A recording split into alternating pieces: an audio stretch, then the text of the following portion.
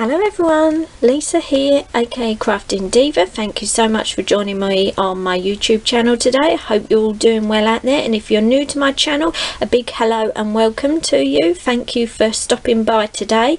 And for today's video, this is a requested video, a sort of Q and answer question video for you all. I've been getting a lot of questions from new crafters out there who'd like to know how I managed to achieve the nice ink blended effect to the projects I make. I love to use any sort of ink to give my cards a bit more depth, or any of my little mini books, and it's a question I get asked a lot from fellow crafters on how do I achieve this nice blended ink effect to any cardstock or pattern paper that they've seen that I have used. So I thought I'd do a little video for you, just giving a little explanation and a little demo of how I do it, what sort of product I use. Some of you will be very aware of this technique, but as we have so many new crafters joining the crafting and paper crafting hobby out there, I thought it'd just be nice to share a little video of my tips and tricks on how I get the nice blended effect on my papers and projects. So first of all, inks. Good inks to use to do blending on your cardstock or your pattern papers are dye-based ink pads. Ideally you want to use dye-based ink pads because then the ink dries nice and quick and you've got no chance of smudging the edges after you've blended them nice. I'm a huge fan of the Tim Holtz Distress inks.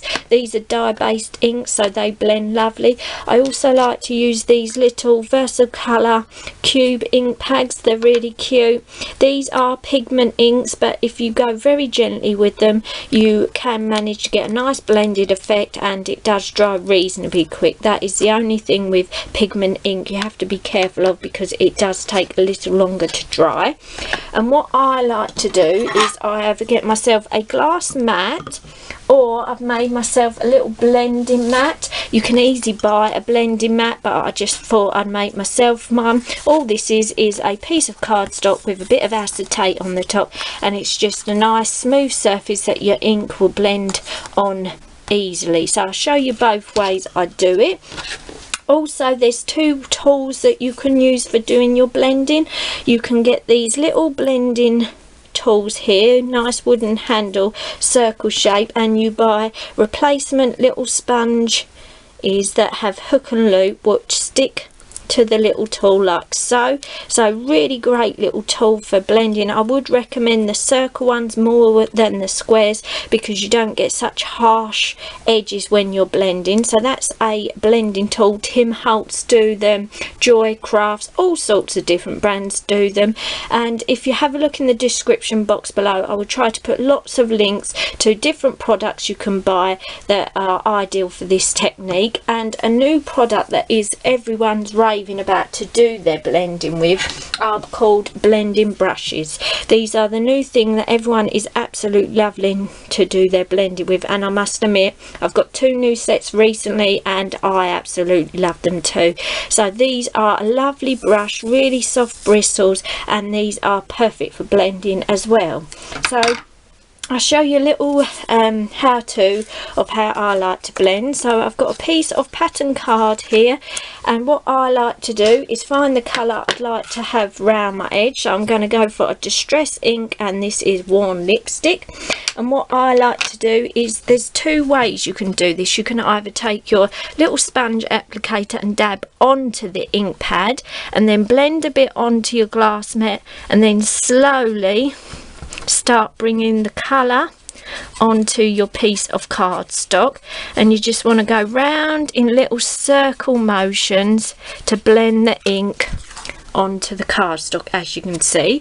Or the other way you can do it is take your ink pad and put it onto your glass mat, and then again take your little tool, give it a little rub on the glass mat to warm the ink up so it blends nicely, and then you just slowly bring the ink onto your piece of pattern cardstock. This could be pattern cardstock, embossed cardstock, any sort of paper you'd like to add a nice edge to, and as you can see you get a lovely blended edge. So that's using the blending tool and a glass mat, and it's pretty much the same if you've got a little blending mat. Again, you can either dab into your ink pad like so, blend onto the mat, and then slowly come into your cardstock like so, or again you can put it straight onto your little mat and again warm the ink up a little bit onto the mat and then slowly start introducing